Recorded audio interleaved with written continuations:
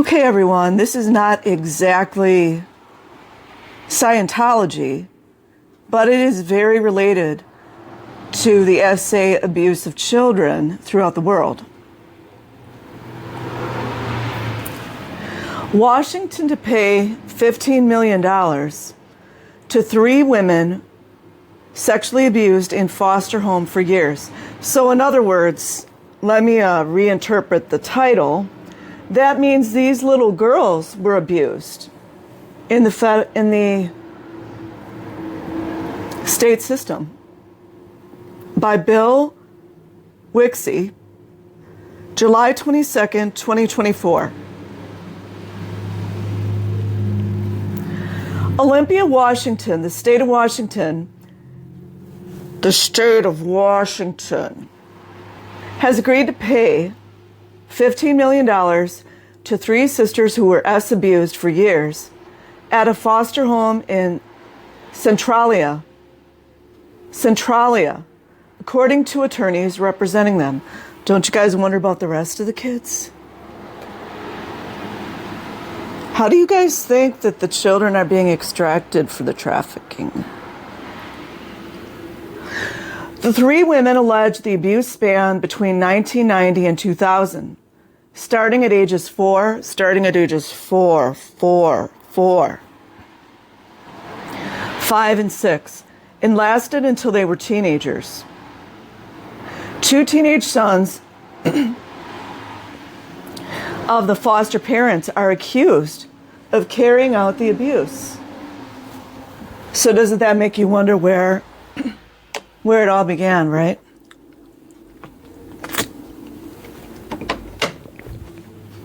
I'm sure the boys were probably abused as well.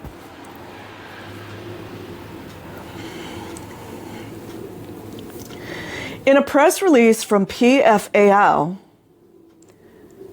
Cochrane Vertatis Amala, PLLC, PCVA Law,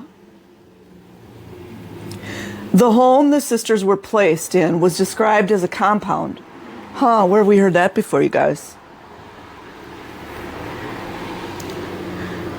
With a cult-like environment. The release says the foster parents had 7 biological children. And at times there were as many as 12 children at the home.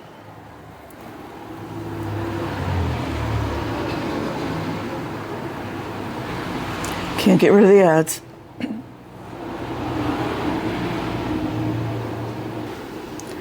We're grateful that our truth was told because so many people did not believe for so long.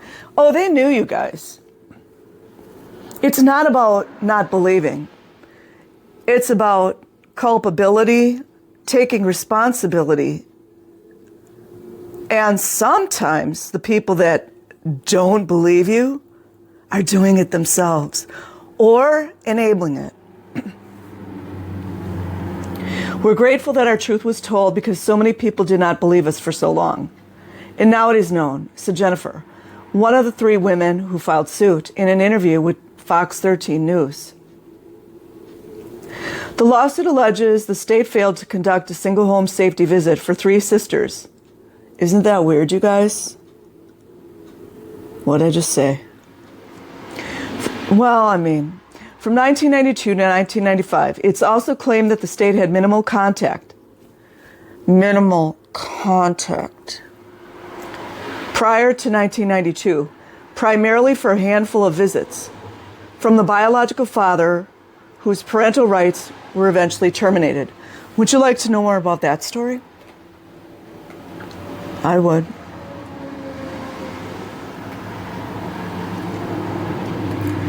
Learning that it wasn't okay, and not that I didn't know it wasn't okay, just I was so young and it happened for so long, and it was life, said Rachel. Another one of the 3 plaintiffs. A lot of abusers would use like our past lives against us. Even though I was only 18 months when I was removed from my parents. It was always thrown in our face. All the way until teenhood when we left the house. You guys, is teenhood a word? Is that supposed to be like childhood? Sounds like a new word to me, doesn't it? Our parents were very abusive to us. And that was one of the times that Child Protective Services did come in and say, you guys cannot spank these children, because she would hit us with the belt up and down our back, spoons, whatever, switches. She would put tablespoons of salt in her mouth. And we would have to sit cross-legged on the floor. And if we drooled, she would put more salt in her mouth, said Jennifer. There's a special place for these kind of people.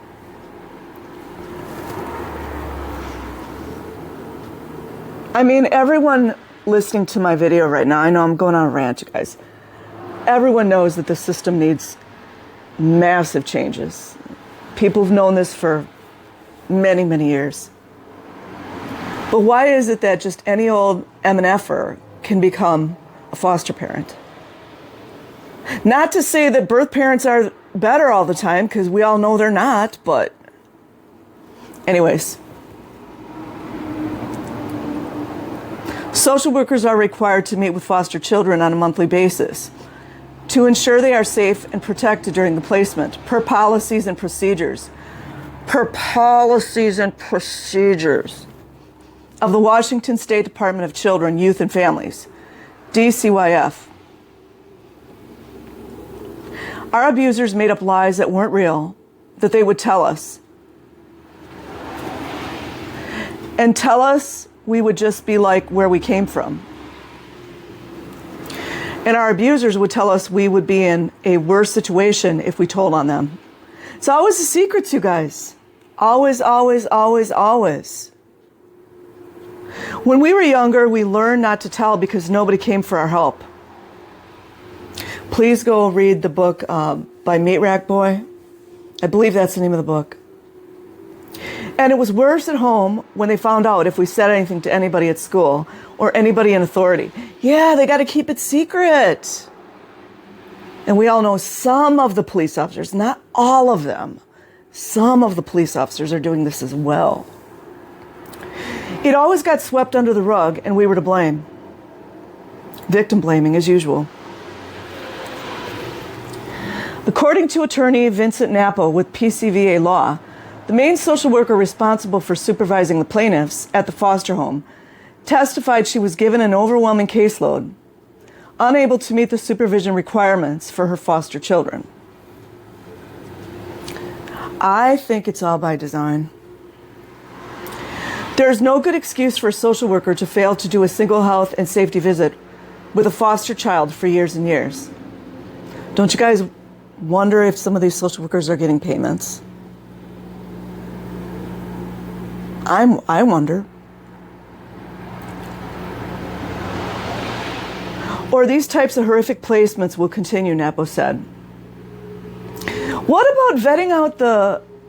You guys see why I don't practice social work?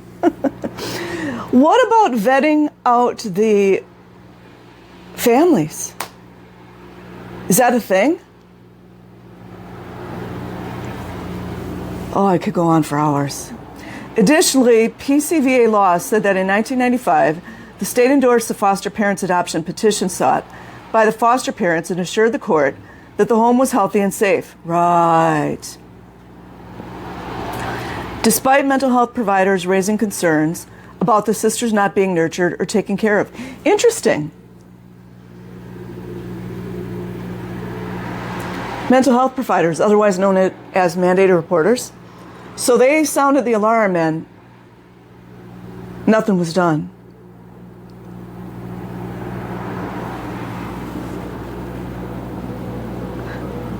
The three sisters, along with most children in the home, were also being savagely beaten and emotionally abused by the foster parents under the guise of corporal punishment, according to the release.